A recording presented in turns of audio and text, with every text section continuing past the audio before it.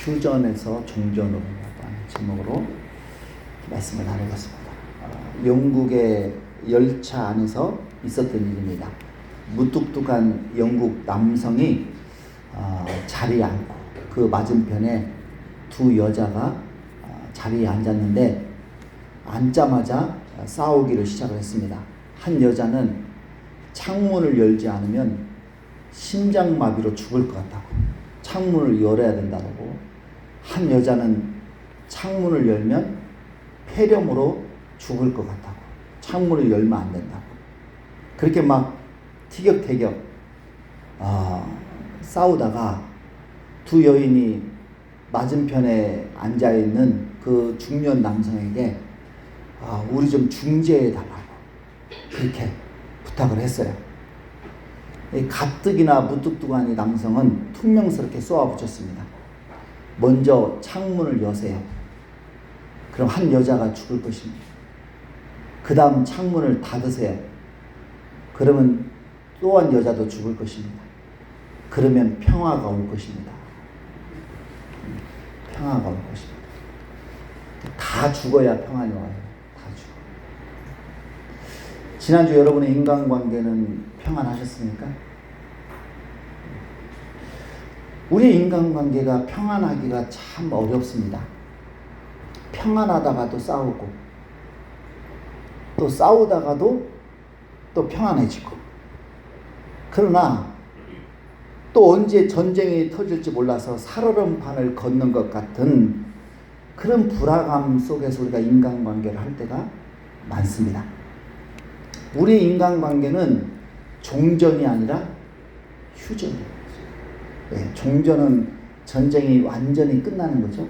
네, 휴전은 잠시 멈추는 거예요. 잠시 멈추는 거예요. 우리 남북관계는 종전이 아니라 휴전이잖아요. 문재인 전 대통령이 김정은을 만나서 종전 선언을 하려고 했어요. 근데 결국은 실패했죠. 예. 그리고 그 평화도 오래가지 못하고 지금은 오물풍선 또 확성기 방송을 주고받으면서 점점 또 갈등이 고조되고 있어요. 자, 왜 여러분 남북 관계는 종전 선언까지 나가지 못하는 것일까? 왜 우리의 부부 관계는 종전 선언을 하고 화목하게 지내면 좋은데 왜 종전 선언까지 안 나가고 늘 휴전 상태냐 이 말이에요. 왜 부모와 자녀 그 사랑하는 사이조차도 종전 선언이 안 되고 늘 티격태격하는 걸까? 심지어 평화의 사도이신 예수 그리스도를 믿는 성도들끼리도 종전 선언이 안 되고 늘상 갈등 가운데 있는 이유가 무엇일까? 왜 우리 인간관계는 싸웠다, 화해했다를, 왜 휴전을 반복을 하는 것일까? 아예 그냥 종전 선언을 하고 평화롭게 지내면 너도 좋고 나도 좋고 얼마나 좋습니까? 근데 왜 안 되냐면, 왜? 야고보 사도는 이 질문에 대한 답변으로부터 오늘 본문을 풀어갑니다. 자, 1절 같이 읽겠습니다. 너희 중에 싸움이 어디로부터, 다툼이 어디로부터 나느냐?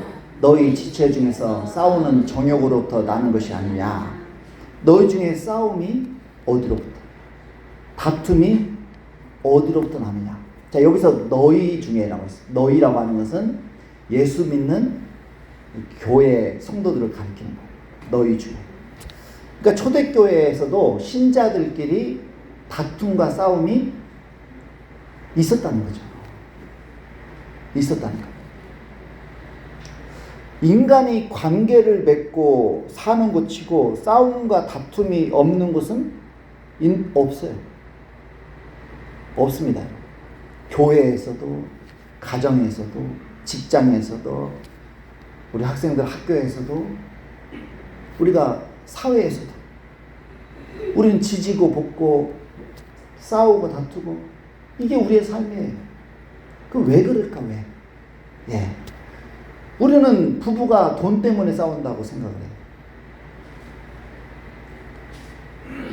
그럼 돈이 많아지면 안 싸울까요? 돈 때문에 싸우는 부부가 이제는 돈 걱정 없이 돈이 많아졌어요. 그러면 여러분 안 싸울까요? 돈 때문에는 안 싸울지 몰라도 또 다른 것 때문에 싸우게 돼요. 다른 것 때문에. 싸우는 사람은요 계속 싸워요. 계속 싸워요. 우리는 다른 사람과의 갈등을 빚는 이유가 그 사람에게 문제가 있기 때문이라고 생각합니다. 그래서 상대방이 이 말투만 고치면, 상대방이 이 습관만 바꾸면, 이 행동만 고치면 내가 저 사람과 좀 화목하게 지낼 수 있을 텐데 라고 말을 합니다. 그러나 오늘 야고보 사도는 인간관계의 싸움과 다툼이 너희 지체 중에서 싸우는 정욕으로부터 나온다라고 얘기를 해주고 있어요. 자, 우리 인간관계의 싸움과 다툼이 어디서 온다고요? 싸우는 정욕, 내 속에 있는 정욕으로부터 나온다라고 합니다. 근데 야고보가 이 정욕을 그냥 정욕이라고 안 하고 싸우는 정욕이라고 그렇게 얘기를 하고 있어요. 이 싸우는 헬라어는 스타레테우오라고 하는 단어인데 전쟁을 치르다, 이 전쟁 용어예요. 그러니까 야고보 사도가 일부러 전쟁 용어를 끌어와서 여기다 붙인 거예요. 그러니까 전쟁하는 정욕 이런 뜻이에요. 싸우는 정욕. 그냥 말다툼하고 동네에서 이렇게 몇 사람이 싸우는 그런 정도가 아니라 전쟁을 한다는 전쟁. 저와 여러분 속에 있는 이 정욕의 특징이 뭐냐? 평화의 정욕이 아니에요. 전쟁의 정욕, 싸우는 정욕. 싸워서라도 내가 원하는 것을 차지하고자 하는 정욕이 저와 여러분 안에 있다 이 말이에요. 이 정욕으로부터 인간관계의 모든 갈등과 싸움과 시기와 다툼이 발생을 한다. 주석학자 알렉 모티어는 싸우는 정욕을 이렇게 설명을 합니다. 자, 우리 앞에 같이 읽겠습니다. 우리의 모든 욕심과 정욕들은 마치 우리 안에 있는 무장한 군대와도 같다. 우리가 탐내는 것을 충족시키는데 방해가 되는 사람은 누구에게든 언제라도 즉석에서 전쟁을 선포할 준비가 되어 있는 것이다.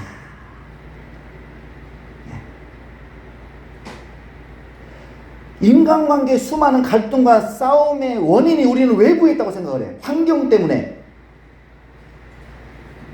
이 환경 때문에, 이 상황 때문에, 저 사람 때문에, 저 인간 때문에 나는 싸울 수밖에 없다. 다툴 수밖에 없다. 그럼 여러분, 직장에서 다툼이 생겼어요. 직장 옮기면 안 싸울까요? 교회에서 다툼이 생겼어요. 교회 옮기면 안 싸울까요? 거기는 천사들만 있을까요? 네. 우리는 자꾸 우리가 인간관계의 갈등, 싸움, 다툼이 자꾸 외부에 있다고 생각을 해요. 근데 그게 아니라 내 안에 있어요. 내 안에 이 정욕이 원인이다. 네. 원인이다. 그래서 내 안에 전쟁이라도 불사하려고 하는 사나운 정욕이, 이 못된 정욕이, 악한 정욕이 내 안에 살고 있다는 거예요. 그래서 내 이 욕심을 채우는데 방해가 되는 사람이라면 누구도 언제라도 그 사람과 전쟁을 선포하고 싸울 준비를 하는 거예요. 싸울 준비가 되어 있는 거예요. 그 여러분 멀쩡하다가 그러면 여러분 성질 한번 건드려 보세요. 누가 나 무시해 보세요. 내 속에서 막 이 사악한 정욕이 막 올라와가지고 얼굴이 울그락불그락 해서 막 난리를 치지 않습니까? 예, 이 막 혈기 많은 분노 있는 사악한 이 정욕이 저와 여러분 속에 있다는 거죠. 초대교회 훌륭한 지도자였던 바나바와 바울도 크게 한번 다툰 적이 있어요. 두 사람은 선교여행도 다녀올 정도로 아주 절친이었고 믿음의 동역자들이었습니다. 아주 믿음도 초신자의 믿음이 아니라 굉장히 성숙한 믿음이었죠. 이제 바나바와 바울은 2차 선교여행을 가기로 뜻을 모았어요. 이때 바나바는 자기 조카 마가를 데리고 가자고 하고 바울은 안 된다고 반대했어요. 왜냐하면 1차 선교여행 때 마가를 데리고 갔었는데 마가가 그만 힘들다고 중간에 포기하고 돌아가 버렸기 때문에 다시 마가를 데리고 가면 안 된다. 그렇게 바울은 반대를 한 거죠. 근데 바나바는 한 번 더 기회를 주자. 그러면서 데리고 가려고 해요. 그러면서 티격태격 싸우다가 심한 다툼으로 번져가지고 결국 관계가 파탄나 버렸어요. 자, 사도행전 15장 39절 40절 읽겠습니다. 서로 심히 다투어 피차 갈라서니 바나바는 마가를 데리고 배 타고 구브로로 가고 바울은 신라를 택한 후에 형제들에게 주의 은혜의 부탁함을 받고 떠나. 이제 각자의 길을 떠나버린 거예요. 각자 선교를 나눠서 하게 됩니다.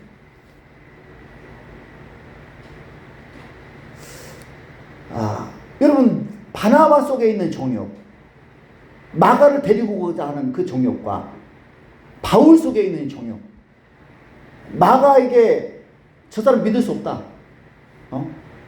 그러면서 그 바울의 정욕이 부딪히는 거죠.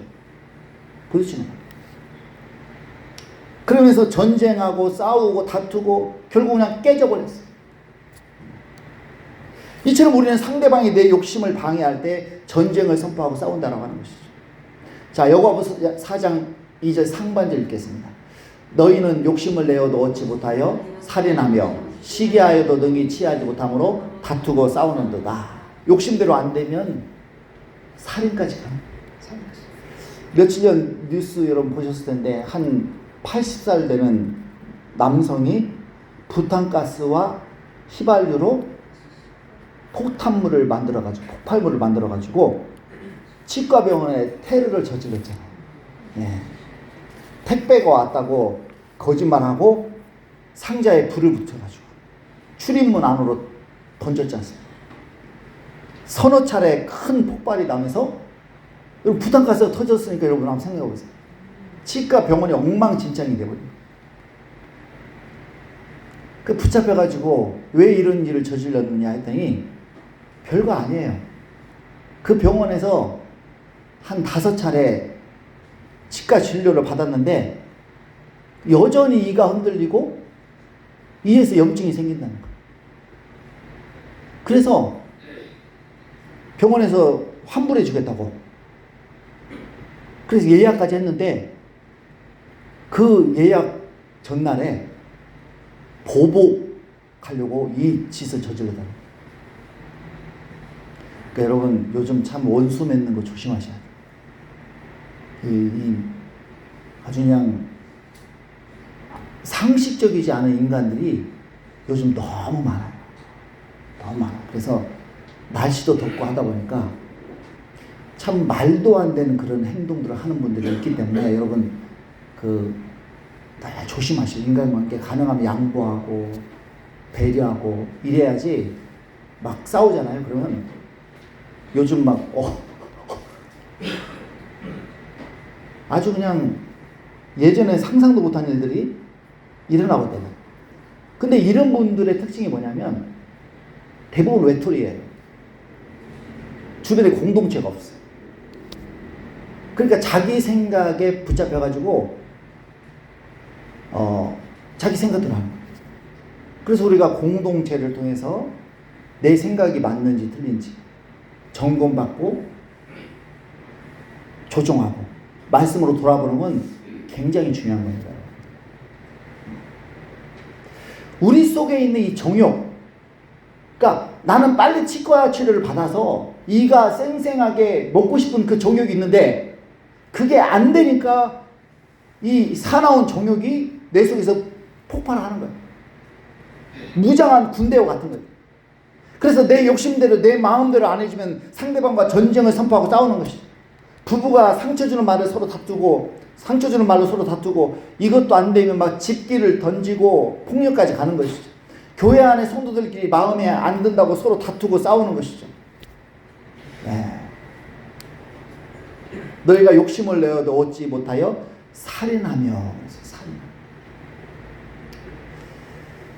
근데 여러분, 믿는 사람끼리 마음에 안 든다고 살인까지 가는 경우는 거의 없잖아요. 근데 야고보 사도는 살인한다, 그렇게 얘기를 하고 있어요. 자, 그렇게 말을 하는 이유는 뭐냐? 여러분, 미워하는 것도 살인이기 때문에. 자, 요한에서 3장 15절 있습니다. 그 형제를 미워하는 자마다 살인하는 자네. 그 형제는 같은 성도를 가리켜요. 그 형제를 미워하는 자마다 살인하는 자네. 어떻게 미워하는 것이 살인이라고 말할까?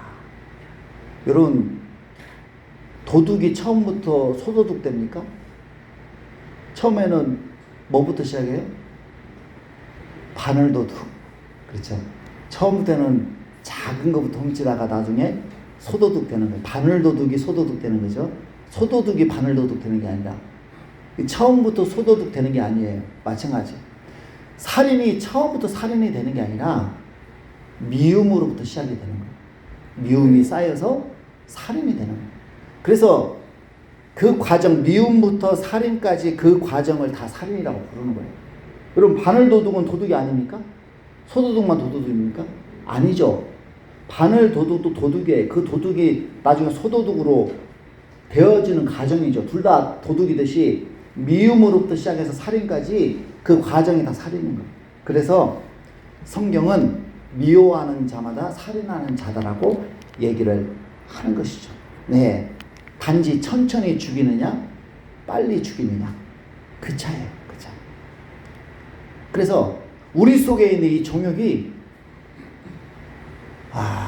내 마음대로 안 되고 내 뜻대로 안 되고, 상대방이 그럴 때 싸움을 일으키고 미워하고 죽이려고 한다 이 말이죠. 자, 2절 상반절 다시 한번 읽겠습니다. 너희는 욕심을 내어도 얻지 못하여 살인하며 시기하여도 능히 취하지 못함으로 다투고 싸우는도다. 자, 야고보 사도는 너희가 욕심을 내어도 얻지 못한다, 시기하여도 능히 취하지 못한다라고 얘기를 하고 있어요. 우리 속에서 자기 중심적인 정욕이 내가 원하는 것을 얻기 위해서 막 열심히 싸워요. 여러분도 열심히 싸우시죠? 내가 원하는 걸 얻기 위해서. 예. 부부끼리도 막 열심히 싸우고, 부모와 자식 간에도 싸우고, 성도와 성도끼리도 싸우고, 친구끼리 싸우고, 직장 동료끼리 싸웁니다. 그러나 결론은 정해져 있다는 거예요. 싸워도 얻지 못한다. 여러분, 부부끼리 한번 부부싸움 많이 하시잖아요. 부부끼리 싸우면은 결론이 뭡니까? 한쪽이 뭔가 얻어내나요?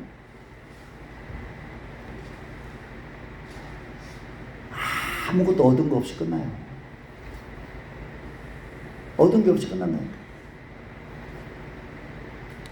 다툼과 싸움으로는 내가 원하는 것을 얻을 수 없다는 것입니다. 이 야고보의 결론이에요.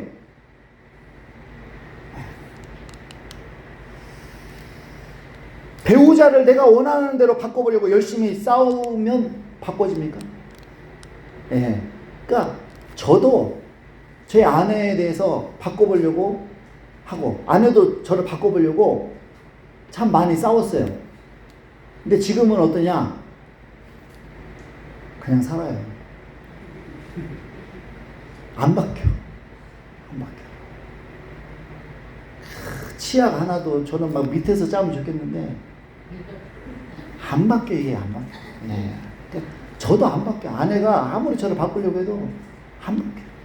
그러니까 그냥 지금은 그냥 그 있는 모습 그대로 받아주고 사는 거예요. 편해요. 편해. 자꾸 바꾸려고 해보세요. 날마다 잔소리 해보세요. 맨날 전쟁이 맨날 전쟁. 여러분, 자식 바꿔보려고 바꿔집니까? 청소 좀 해라, 청소 좀. 아무리 잔소리 해도 안 해요, 안 해. 목회자가 성도들 바꿔보려고 해도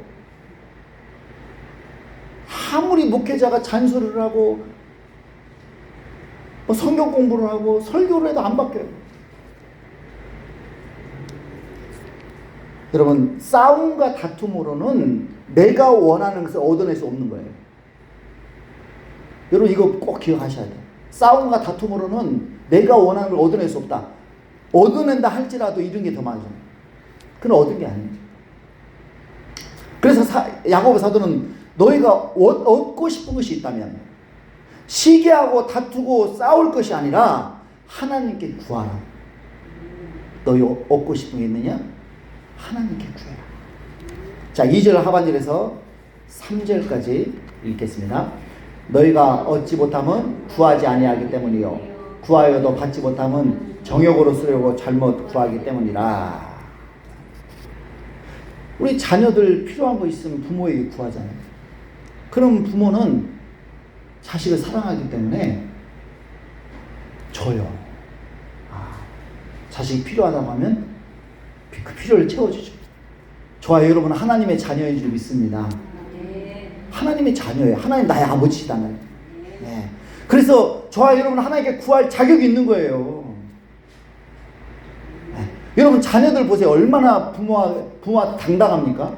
용돈 달라고? 얼마나 당당합니까? 먹을 거 달라고. 그 왜 당당해요? 부모니까. 부모가 나를 사랑하니까. 여러분도 하나님 앞에 막 쭈삣쭈삣 구하시면 안 돼요. 당당하게 구하셔야 돼요. 하나님 내 아버지인데 아저씨가 아니잖아요.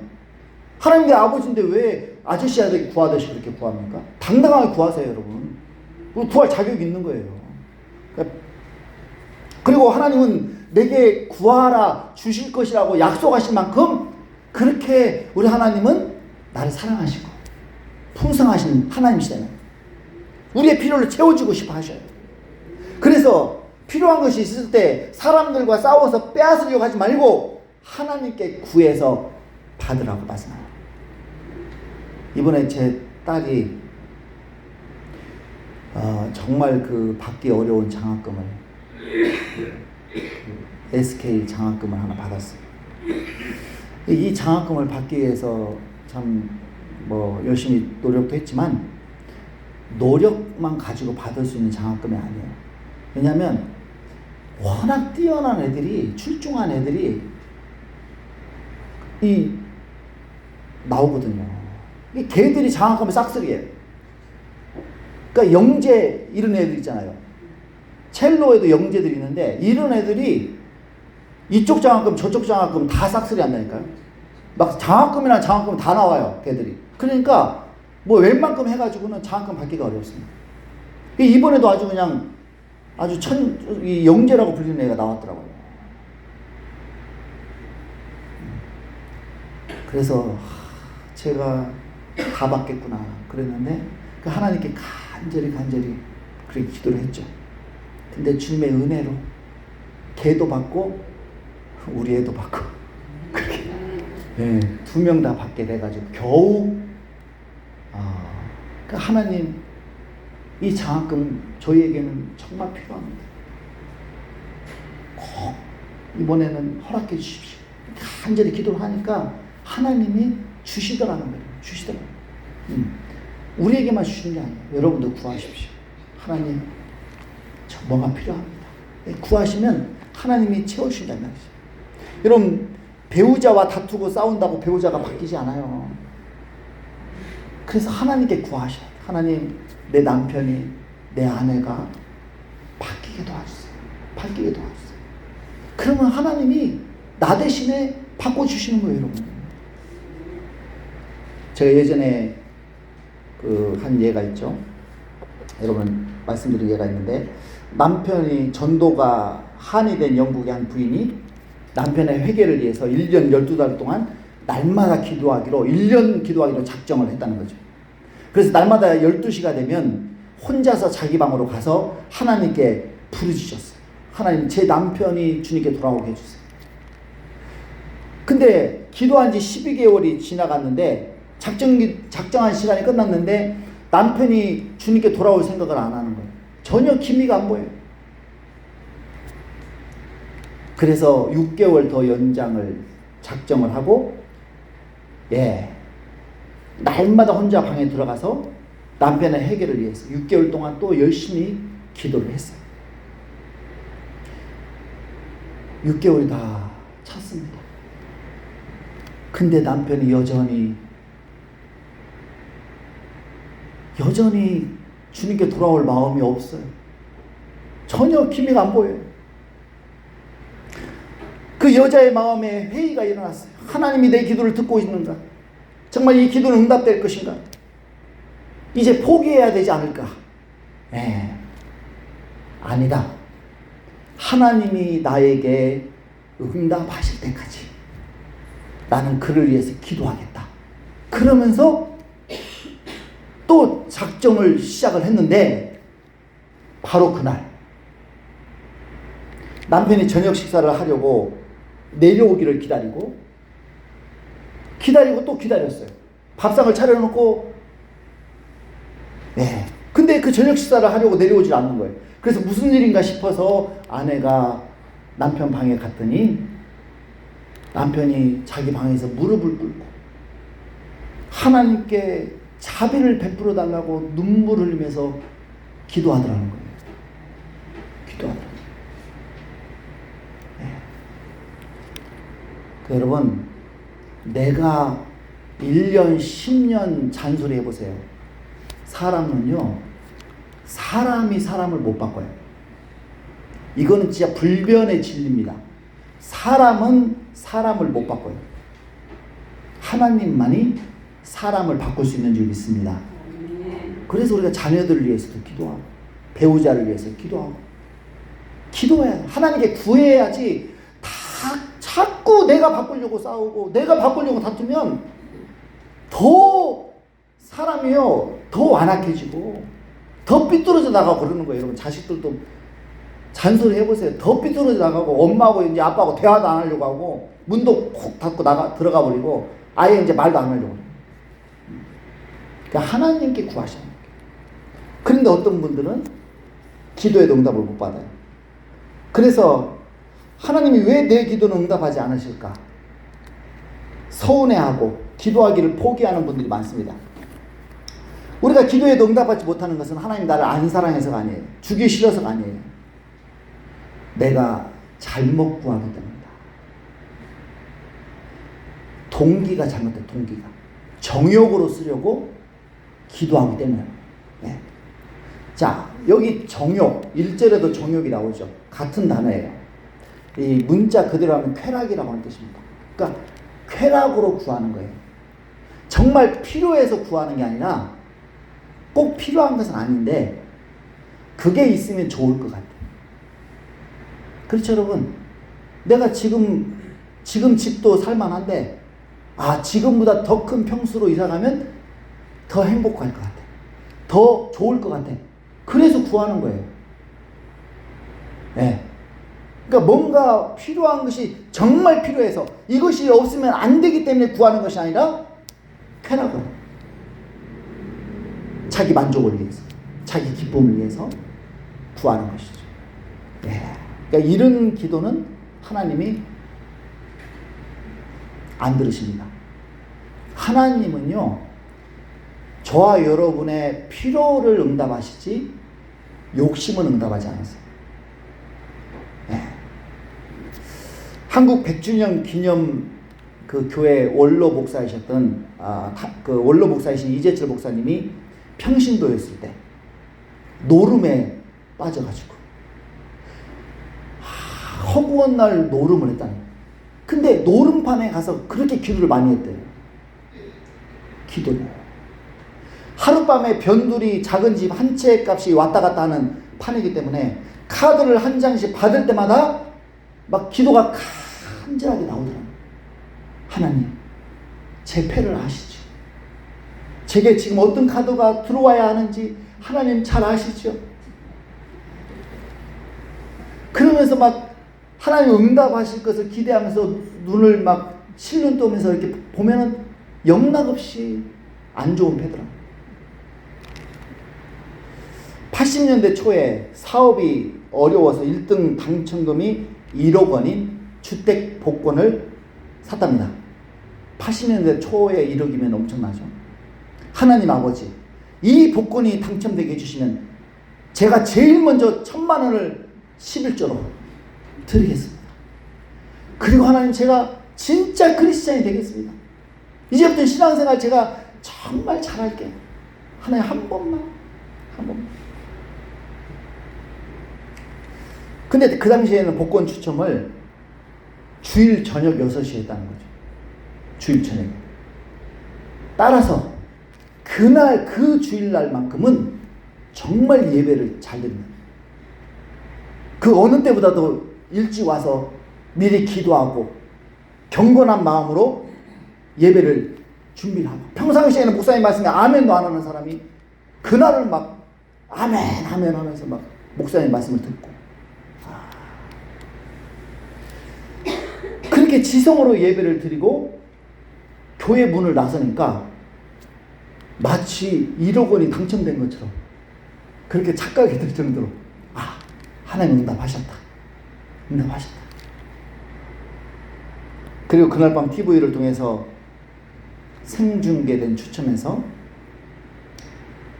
어떻게 됐을까요? 1억은 고사하고 500원도 안 됐다. 500원도 안 됐다. 저와 여러분이요, 아무리 하나님을 속이려고 해도 하나님이 안 속아요, 여러분. 여러분, 어린 자녀들이요, 얼마나 약삭빠르게 부모 속이려고 합니까? 부모 눈에는 다 보여요. 얘가 지금 무슨 꿍꿍이로 지금 저렇게 하는구나. 부모 눈에는 다 보인다니까요. 하나님 눈에 다 보여요. 여러분이 무슨 예배를 막 열심히 드리고 막 헌금을 많이 드리고 막 봉사를 하고 해도 그 마음의 동기, 그게 뭔지, 왜 그렇게 하는지 다 꿰뚫어 보시는 거예요. 안 속는다니까, 안 속아요. 그래서 저와 여러분이 기도응답을 받는 방법은 뭐냐? 내 기도를 바꾸셔야 돼요. 자꾸 응답 안 되는 기도 제목 가지고 백날 천날 해봐야 안 돼요, 여러분. 하나님이 원하시는 기도를 하셔야 돼요. 하나님이 내게 주기를 원하시는 걸 구하라 이 말이죠. 예, 욕심으로 구하지 말고 필요한 것을 구하세요. 필요한 것을.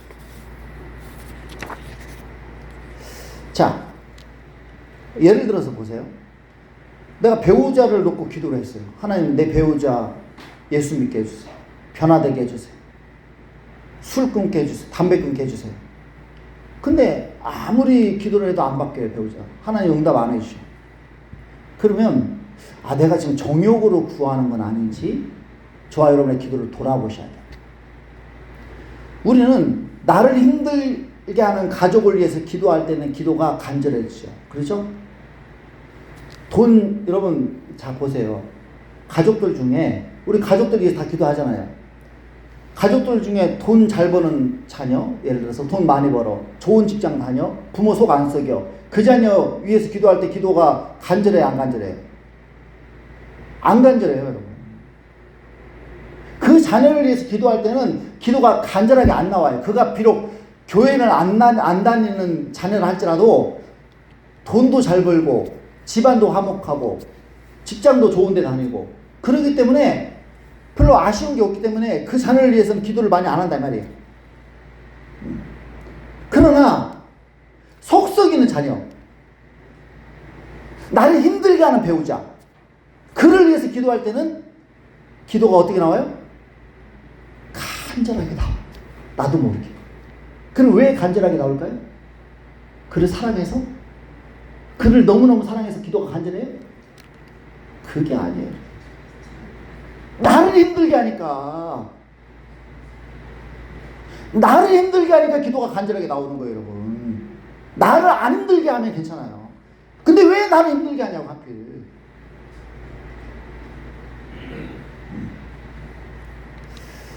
여러분, 그래서 결국 그 사람을 위해서 그 사람이 변화되게 해달라고 하는 그 기도가 겉으로 보면은 참 거창해 보이고 참 선하게 보인다 이 말이에요. 그렇지만 그 동기에 있어서 그 영혼을 사랑해서가 아니라 내가 안 힘들라고, 내가 편해지려고 내 중심의 기도, 정욕의 기도를 드리고 있는 거예요.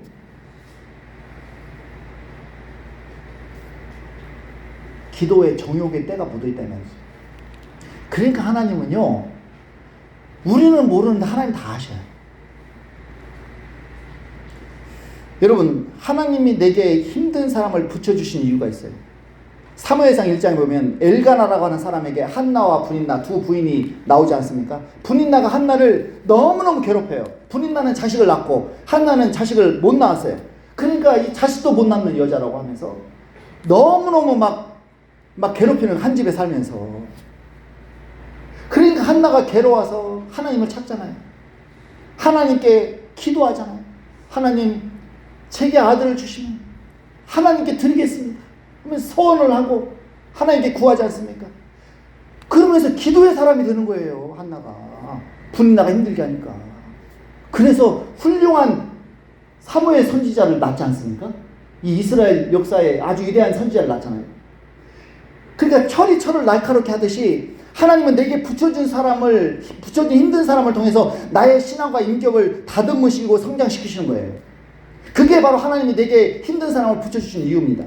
그런데 훈련이 힘들어요. 연단이 힘들어요. 그러니까 편해지고 싶어서, 저 사람만 없으면, 저 사람만 변화되면 내가 편해지니까 저 사람을 바꿔달라고 기도를 하고 있는 거예요.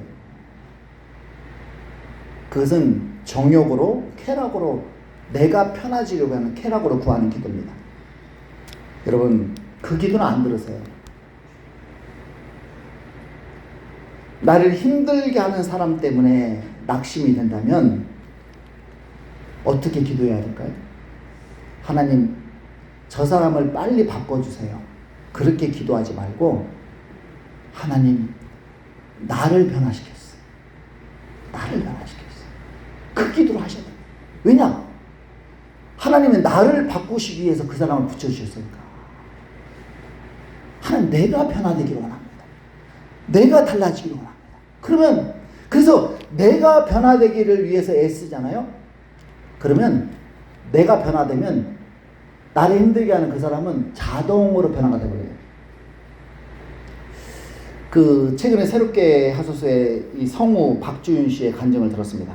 이분이 애니메이션, 여러분 잘 아는 겨울왕국 그 주인공 안나 역할을 맡으신 분인데, 이분이 같은 성우인 남편과 결혼했어요. 이 남편은 자연인 아시죠?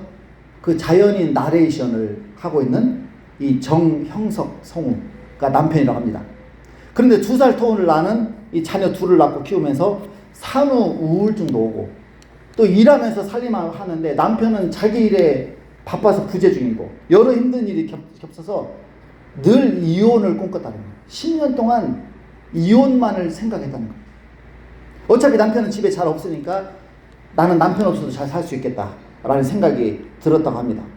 결혼 전에 교회 다닌다고 약속해서 결혼했는데 다니다 말아버리고, 교회 가자고 깨우면 안 일어나서 혼자 갈 때가 부지기수고, 뭔가 공통적인 취미도 없고, 가정은 항상 뒷전인 것 같다는 생각에 이제 굳이 이렇게 하면서 왜 살지? 너무 힘든데. 그러면서 남편한테 입버릇처럼 진짜 우리는 안 맞아 하고, 오빠는 혼자 살았어야 되는 사람인데 나니까 살아주는 거야.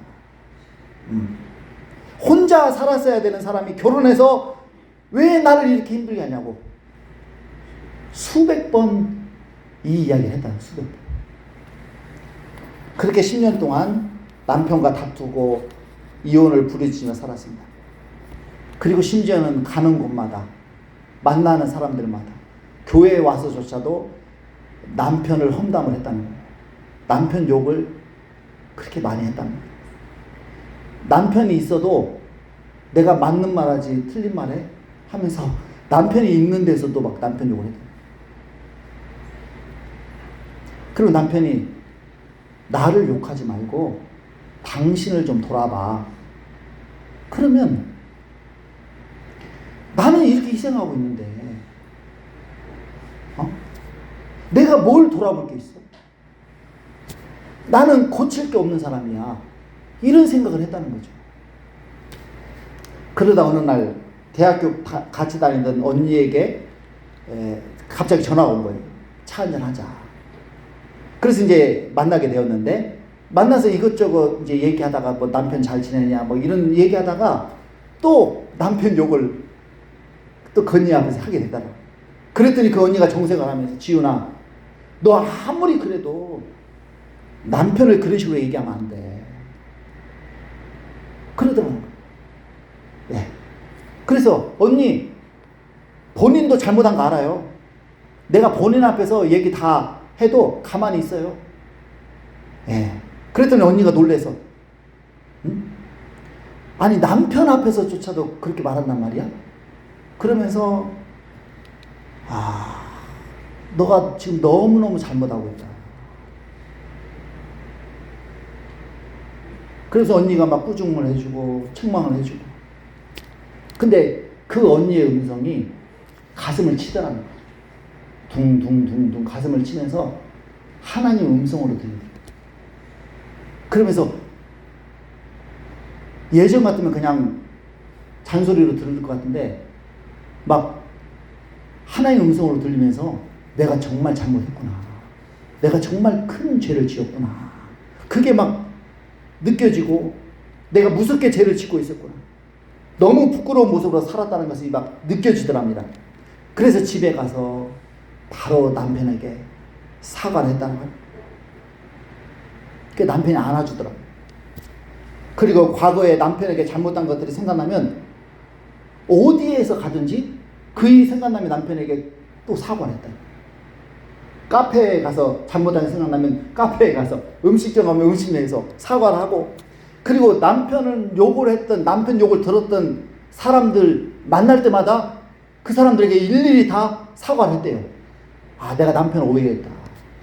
남편이 그런 남편이 아닌데 내가 잘못 말했다 하면서 그 사람들에게 일일이 막 사과를 다 했다.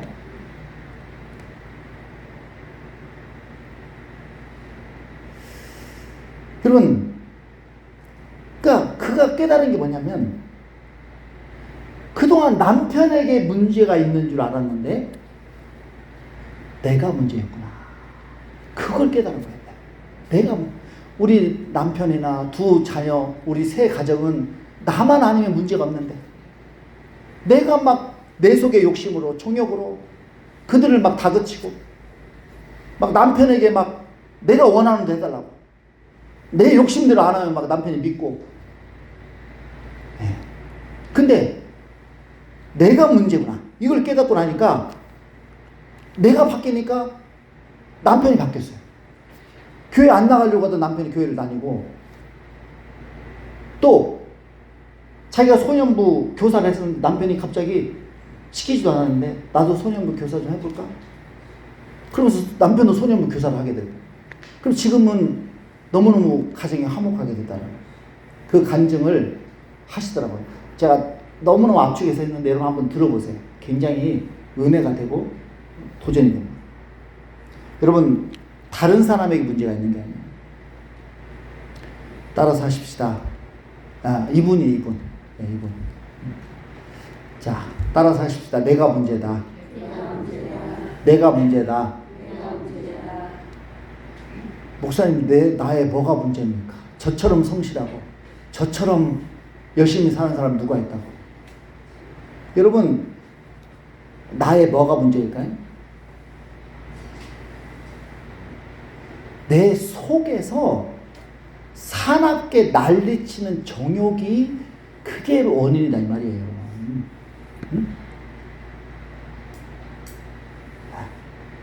막 무장한 군대처럼 나를 방해하거나 내가 원하는 대로 해주지 않거나 나를 무시하거나 나를 귀찮게 하거나 내게 무리한 것을 요구하거나 나를 힘들게 하는 사람은 누구든지 그 사람과 전쟁을 선포하고 다투고 싸우려고 한다 이 말이에요. 심지어는 그가 하나님이라고 할지라도, 그가 하나님이라고 할지라도 하나님과도 싸워요. 막 이 내 속에 있는 이 싸우는 종욕이 관계를 깨트리는 거예요. 하나님과의 관계도 깨트리고, 인간관계도 깨트리고, 부부관계, 자녀관계. 근데 가장 큰 피해자는 누구냐? 내 자신이야. 내 주변에 사람이 없어요. 맨날 싸우고 다투려고 하는데 누가 내 옆에 남아있으려고 하겠습니까? 네.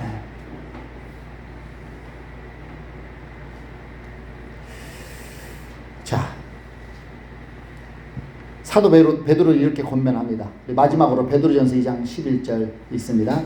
사랑하는 자들아, 거류민과 나그네 같은 너희를 권하노니 영혼을 거슬러 싸우는 육체의 정욕을 제어하라. 내 육체의 정욕이 나를 거스르고 배우자를 거스르고 자녀를 거스르고 성도들을 거스르고 성령을 거스르고 아주 그냥 싸움과 다툼을 유발하는, 그러므로 영혼을 거슬러 싸우는 육체의 정욕을 제어하라. 십자가에 못 박아라. 주님께 가지고 나가서 이 정욕을 제거해달라고 기도해라. 때로는 금식해라. 그래서 이 정욕을 다스리라고 하는 거예요. 그렇지 않으면 우리 인간관계는 다 파탄나. 아무리 화목해지려고 해도 화목한 가정을 이룰 수가 없어.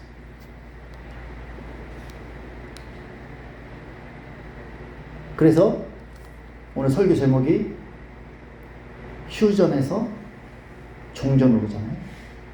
싸웠다 화해했다, 싸웠다 화해했다. 이 휴전, 이 상태에서 완전히 싸움을 멈추고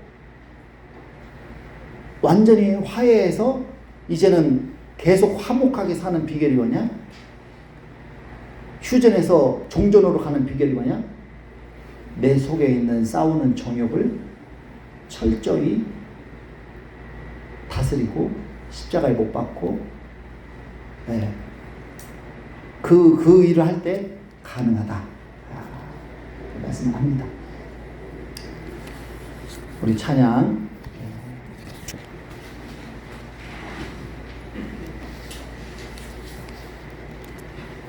괴로울 때 주님의 얼굴 보라. 우리 찬양하시고 준비한 예물 올려드리시겠습니다.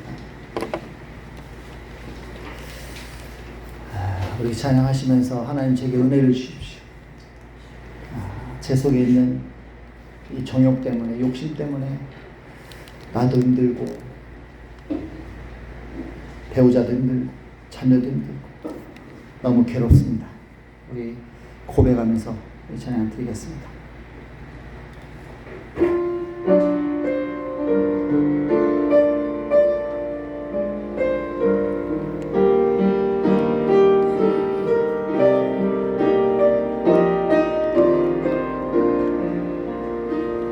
괴로울 때 주님의 얼굴 보라.